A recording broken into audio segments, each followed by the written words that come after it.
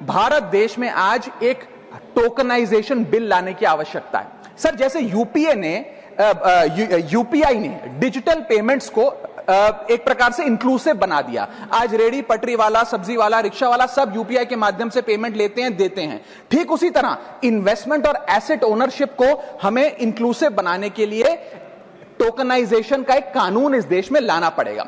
Sir, मैं सरल भाषा में समझाता हूं। एक मिडिल क्लास का आदमी आज यदि अपना निवेश करना चाहता है पैसा, तो उसके पास या बैंक का सेविंग्स अकाउंट का खाता है, म्यूचुअल फंड है या फिक्स डिपॉजिट है। उसके अतिरिक्त कोई ऑप्शन नहीं है। कमर्शियल बिल्डिंग बहुत महंगी है, इंफ्रास्ट्रक्चर प्रोजेक्ट उसकी रीच के बाहर हैं, और प्राइवेट एसेट क्लास नीश इन्वेस्टमेंट्स के लिए होते हैं, उनके लिए बने नहीं है। टोकनाइजेशन एक ऐसी फाइनेंशियल रेवोल्यूशन है जो एक बड़े महंगे एसेट को छोटे छोटे डिजिटल टोकन में बांट देगा और ट्रांसपेरेंटली उसकी खरीद बेच ब्लॉकचेन टेक्नोलॉजी के माध्यम से हो सकती है। Sir, asset tokenization is one of the most transformative technological financial innovations of the 21st century. और मैं बताना चाहूंगा सर कि जैसे एक आम आदमी एक कंपनी का शेयर खरीद के उसमें हिस्सेदारी ले सकता है और उसकी अप्रिसिएशन का, मुनाफा का स्वाद ले सकता है, ठीक वैसे ही एसेट टोकनाइजेशन आने से रियल वर्ल्ड एसेट्स जैसे कि real estate projects, infra projects, commodities, IPR, इन सब को छोटे छोटे डिजिटल टोकन्स में बांट दिया जाएगा, जिसे कोई भी खरीद बेच करके इस ट्रेडेबल टोकन का फायदा ले सकता है और इसके मुनाफे में हिस्सेदार बन सकता है। इसका मतलब यह है कि ये बड़े बड़े एसेट्स सिर्फ करोड़पति अरबपति लोगों के लिए नहीं, बल्कि इन बड़े बड़े एसेट्स को देश का आम आदमी खरीद सकता है और उसकी बड़ी रिटर्न्स का स्वाद ले सकता है। मैं उदाहरण देता हूं सर, आज 10 ग्राम सोना भारत में लगभग 1,35,000 रुपए का मिलता है।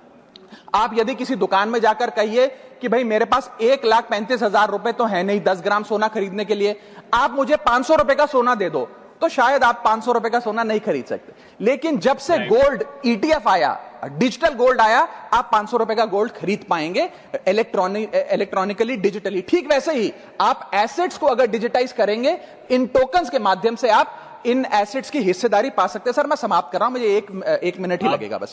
सर, इस टोकन, हाँ मैं समाप्त कर रहा हूं सर, इस टोकनाइजेशन से खास तौर पे मिडिल क्लास को क्या फायदा होगा? सबसे पहले बेटर रिटर्न्स मिलेंगी, रिटायरमेंट सिक्योर होगा, निवेश करने में आसानी होगी, और सबसे बड़ी बात, इंस्टेंट लिक्विडिटी मिलेगी इन ट्रेडिशनली इनलिक्विड एसेट्स। आपको कोई ब्रोकर की फीस, कोई रजिस्ट्री का झंझट, प्रॉपर्टी डीलर का झंझट नहीं, आप खरीद बेच आराम से कर सकते हैं। और इसी के साथ साथ ट्रांजैक्शन कॉस्ट घटेगी, इंटरमीडियरीज की कॉस्ट घटेगी। सर, दुनिया भर में जो मजबूत मैच्योर अर्थव्यवस्थाएं हैं, उन्होंने इस एसेट टोकनाइजेशन के कॉन्सेप्ट को रिकॉग्नाइज किया। यूएसए ने, एसईसी ने अपनी सिक्योरिटीज एक्ट में इस टोकनाइजेशन के कॉन्सेप्ट को शामिल किया। सिंगापुर ने प्रोजेक्ट गार्जियन का नाम से एक प्रोजेक्ट लाकर इसको लीगलाइज किया। यूरोपियन यूनियन ने markets in crypto asset regulation का एक कानून लाकर इसे रेगुलराइज किया। और यूएई ने सबसे बड़ा काम करते हुए एक अलग अथॉरिटी बना दी, वारा, वर्चुअल एसेट रेगुलेटरी अथॉरिटी, जो इस प्रकार के एसेट टोकनाइजेशन पे काम करती है। Sir, Indians have more cultural affinity to real estate and precious metals like gold, silver etcetera, because 70 to 80% of our household assets are stored in these asset classes. Therefore, tokenization will directly address their preference by enabling fractional ownership of these assets using blockchain technology.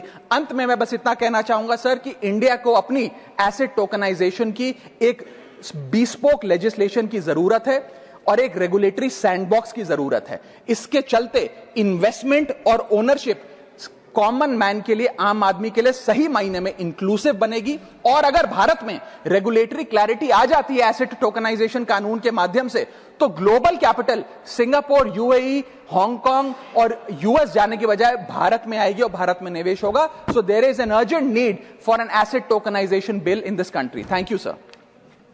बहुत धन्यवाद।